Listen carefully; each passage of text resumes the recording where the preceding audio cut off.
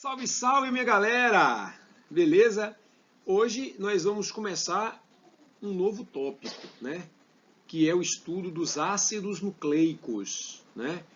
O estudo dos ácidos nucleicos faz parte do estudo da química da célula. Por quê? Porque os ácidos nucleicos, como as proteínas, como os carboidratos, como os lipídios, são também compostos bioquímicos, compostos orgânicos, tá certo? E eu vou além do que está escrito aí. Os ácidos nucleicos são macromoléculas, são moléculas grandes, poliméricas. Eu coloquei heteropoliméricas. Por quê? Porque os monômeros que os constituem, são monômeros que não são iguais do início ao final.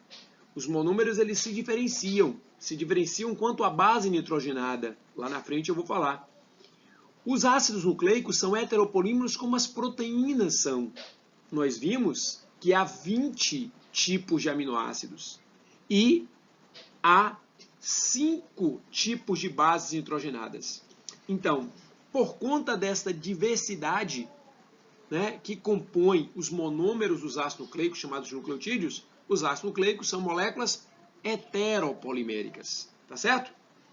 Os ácidos nucleicos, eles são encontrados em todos os seres vivos, sem exceção. Todo ser vivo tem ácido nucleico. Toda célula tem ácido nucleico. É encontrado também em organelas bioenergéticas, como mitocôndrias e cloroplastos, e também nos vírus, né? Existem vírus que têm DNA e vírus que têm RNA, tá bom? Existe também uma estrutura parasitária chamada de viroide, que também tem ácido nucleico, mas só que esse tipo de estrutura biológica só tem de RNA, tá bom? Ó, os ácidos nucleicos foram descobertos em 1869, né? Por um sueco, né, chamado Johann Friedrich Miescher, né? Miescher, desculpa aí a pronúncia, né? Ele estudando o núcleo da célula eucariótica descobriu que havia um componente ácido que inicialmente ele pensou que fosse proteínas, mas viu que a composição era diferente dos aminoácidos. Aí ficou conhecido como ácido do núcleo ou ácido nucleico. Pra vocês terem uma ideia, o primeiro nome dos ácidos nucleicos era nucleína, porque ele achava que era uma proteína. E aí, depois se viu que não era proteína coisíssima nenhuma, e sim se tratava de uma estrutura com características, com propriedades, com uma composição bem específica e bem peculiar, tá certo? Esse momento, essa aula de agora, é só para fazer a introdução de ácidos nucleicos. Então, para eu começar a compreender ácido nucleico, eu vou falar com vocês sobre o seu monômero. Qual é o monômero dos ácidos nucleicos? Vou passar aqui. Ó, o monômero dos ácidos nucleicos é isso aqui, ó. É o nucleotídeo. O nucleotídeo é o monômero dos ácidos nucleicos. Beleza? O monômero. E de que ele é formado? Ele é formado de fosfato, ele é formado de um açúcar, que é uma pentose, né? Pentose é um açúcar com 5 carbonos. E uma base nitrogenada. Então eu tenho aqui, ó, o componente número 1, o fosfato. O componente número 2 é uma pentose. E o componente número 3, uma base nitrogenada. Ó, o fosfato é o PO4 3-. Ele é responsável em unir os nucleotídeos de uma mesma fita de ácido nucleico. Então, um nucleotídeo é unido com outro nucleotídeo, daqui a pouco eu vou mostrar uma imagem mais perfeita, através de uma ligação formada pelo fosfato, né? Chamada de fosfodiéster. O fosfato é o mesmo em todos os ácidos nucleicos, né? Então, DNA e RNA têm sempre o mesmo fosfato, beleza? Pentose. A pentose, como eu disse, é um açúcar estrutural, com 5 carbonos, por isso que é uma pentose, né? E que pode ser uma ribose ou uma desoxirribose. E o terceiro componente do nucleotídeo é a base nitrogenada. Aí sim, Esse componente é um componente nitrogenado, né? E que vai caracterizar o ácido nucleico como heteropolímero. Lembra que eu falei que é uma macromolécula heteropolimérica? É heteropolimérica por causa do fosfato? Não. Por causa do açúcar? Não. É por causa da base nitrogenada. Tá bom? Beleza? Então vamos lá. Vamos estudar um por um pouquinho de cada um deles. Vamos lá. Primeiro o fosfato. Minha galera, o fosfato é, como eu disse, o PO4 3-, originado do ácido fosfórico, né? E aí, ó, eu posso afirmar que o fosfato, ele, tá aqui, ó, ele promove a união, tá aqui no detalhe, ó, no detalhe aqui, ó, ele promove a união entre um nucleotídeo e outro nucleotídeo.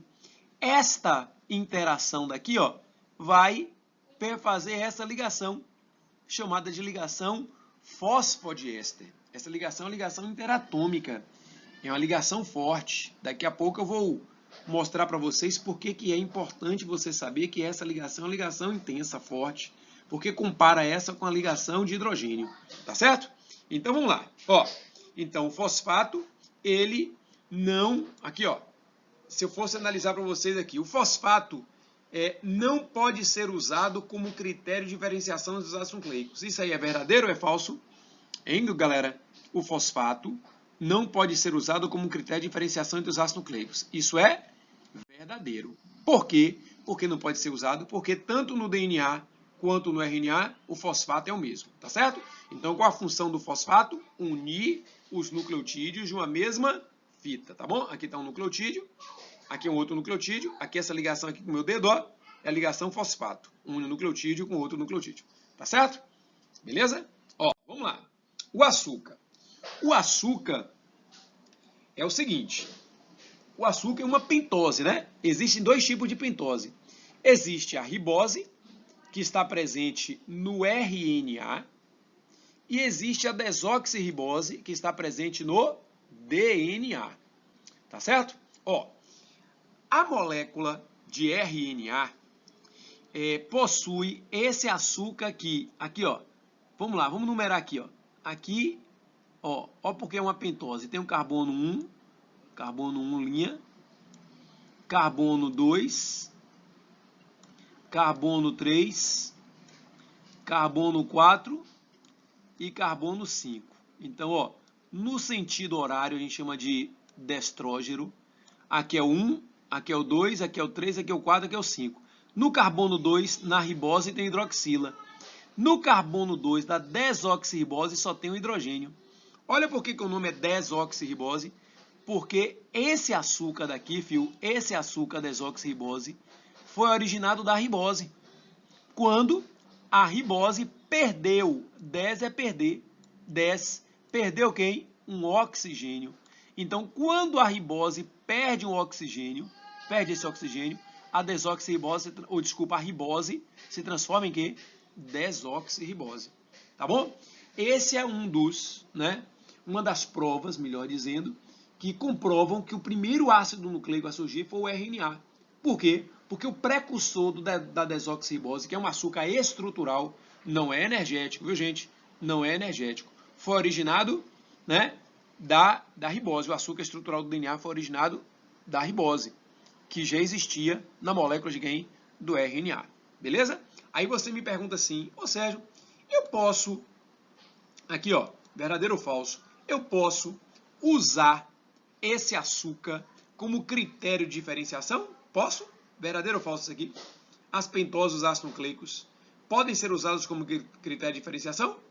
Verdadeiro, podem sim.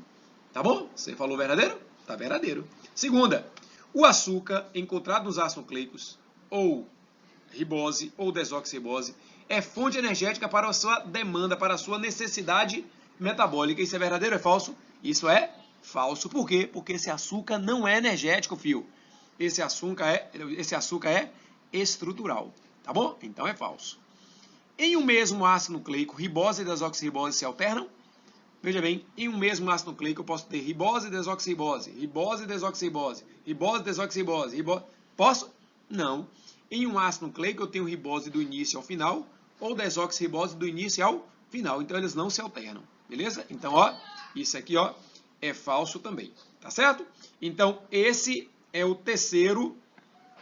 segundo componente. Agora, o terceiro componente de um nucleotídeo são as bases nitrogenadas. O que são bases nitrogenadas?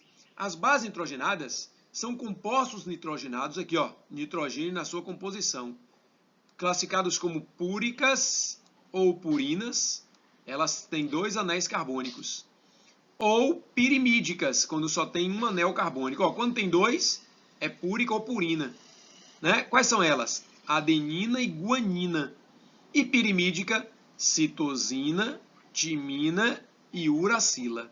Então, as bases nitrogenadas são os componentes que vão diferenciar, vão classificar, caracterizar os ácidos nucleicos como heteropolímeros. Ó, no DNA eu tenho citosina, veja só, citosina, ó, guanina, adenina e timina. No RNA eu tenho citosina, mesma coisa, ó, guanina, adenina, mas a diferença está aqui, ó. Ao invés de timina, no RNA eu tenho o quê? Uracila. Tá certo, turma? Então, ó, no DNA eu tenho citosina, guanina, adenina e timina, e no RNA, citosina, guanina, adenina e ao invés de timina, uracila.